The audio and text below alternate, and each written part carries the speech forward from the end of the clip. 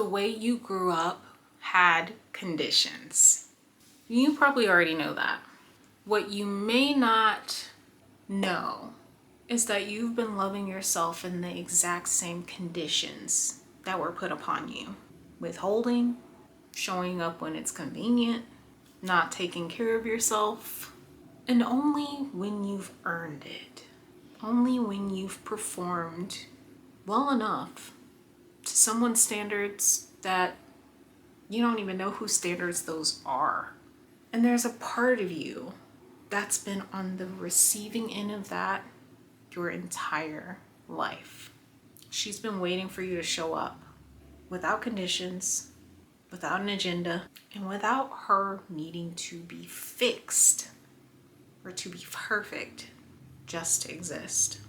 Today we're going to talk about the inner child, who she is, and what it's actually going to take to show up for her in the way that she deserves. So people often think of the inner child as like this concept, this like metaphor for something, a visualization exercise, if you will. But the way that I see the inner child is this space within you that is a fragment of yourself that's been distorted due to experiences and events that happen in your life. And those events don't have to be this big dramatic thing. Sometimes it's what didn't happen.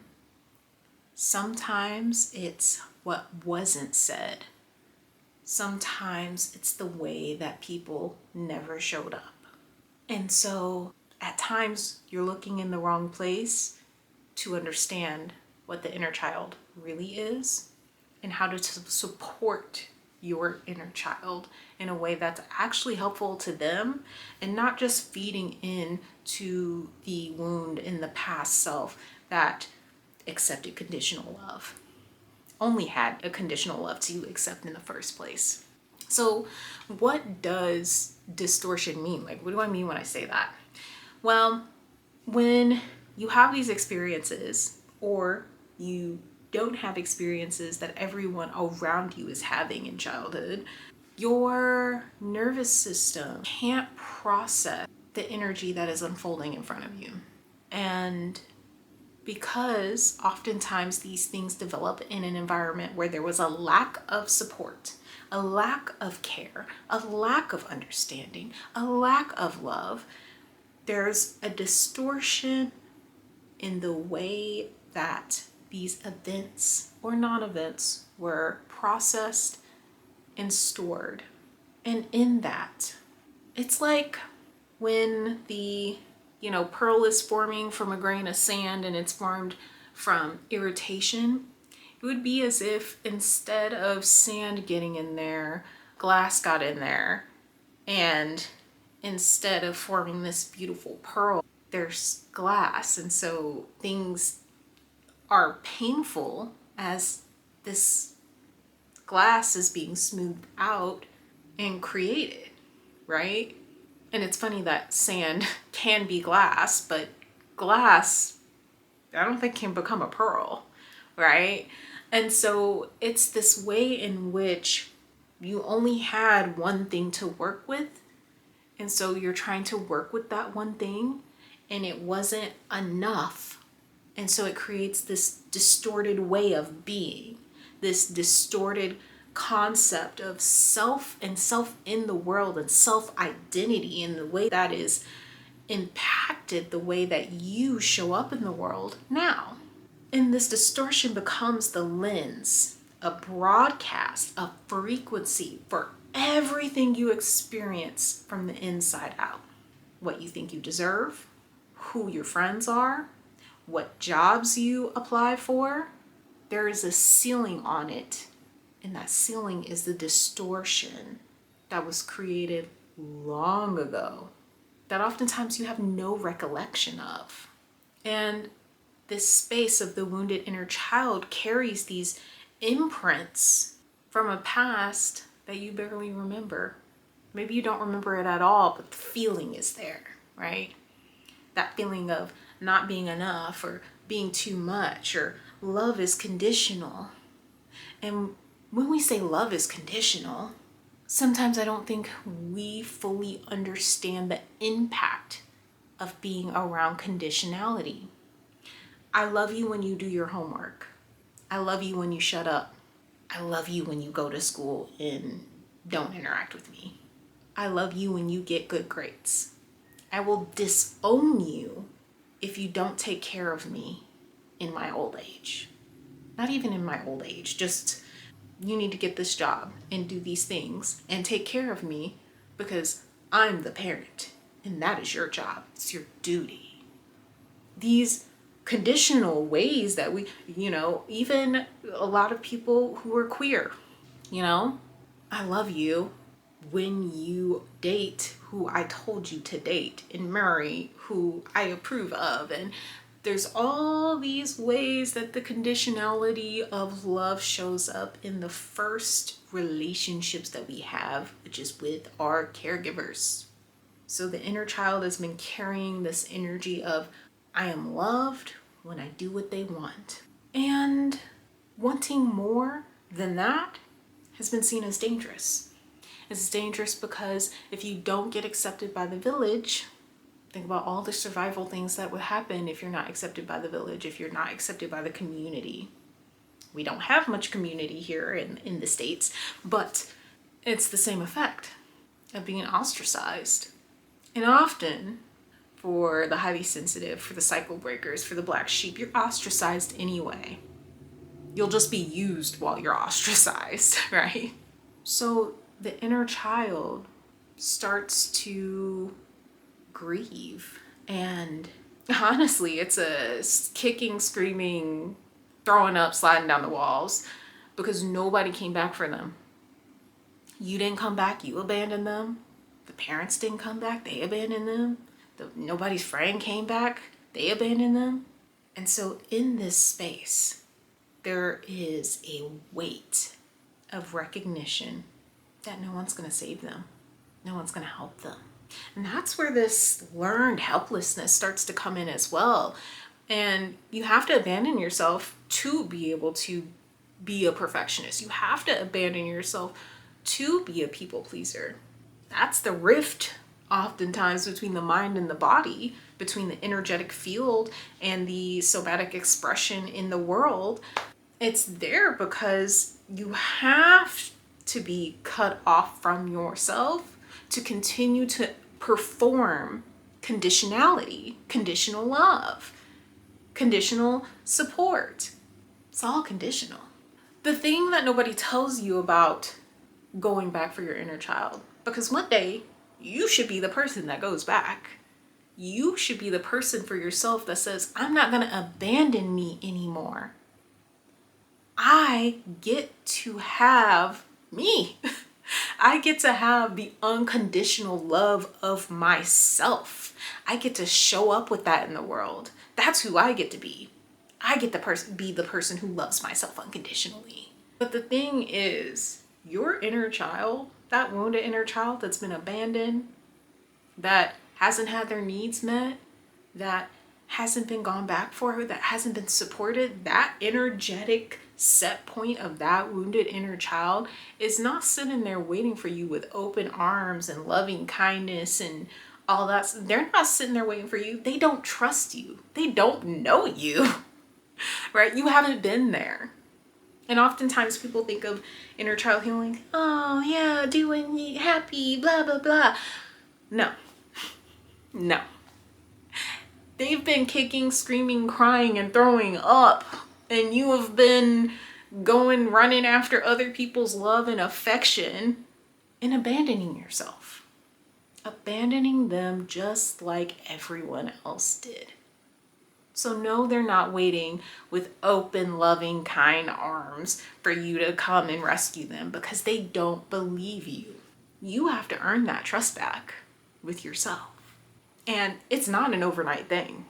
When that space of the inner child that it's been inhabiting becomes quiet, almost like it's whispering, but it's been screaming the entire time, but it's voiceless, that despondent energy becomes withdrawn and unreachable because, again, why would they trust you? You have to prove to yourself that you're not going to abandon yourself anymore. And it will take multiple times of failing before you get to the point where you understand who you are, what you need, and how to show up for yourself.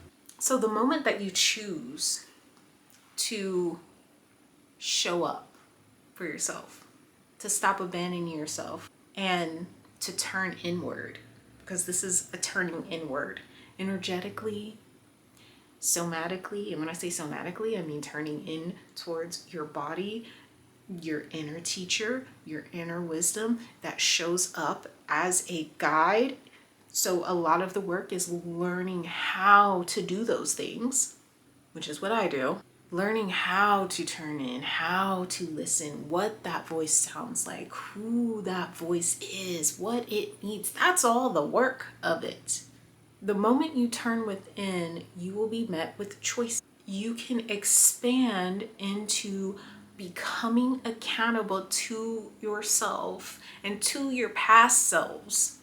And that means taking responsibility for the ways in which you've abandoned yourself, apologizing to yourself, and then showing up for yourself in a way that is supportive, loving, and kind without putting yourself down. So there's an element of forgiving yourself for what you didn't know before. And that's kind of the process of how we come back to ourselves, come back towards our inner child in that wounded space within us that is holding all of these beliefs and this energetic set point about who we are and who we're allowed to be. The choice is to continue to abandon yourself so that you can show up for everyone else, or show up for yourself and all the past versions of yourself that are waiting on you. Because you are the only one that can come back. You're the only one that can show up in a way that is needed, because you are the only one who can actually hear, know, recognize, and act out on the vision, on the energy of the needs that you have now and then.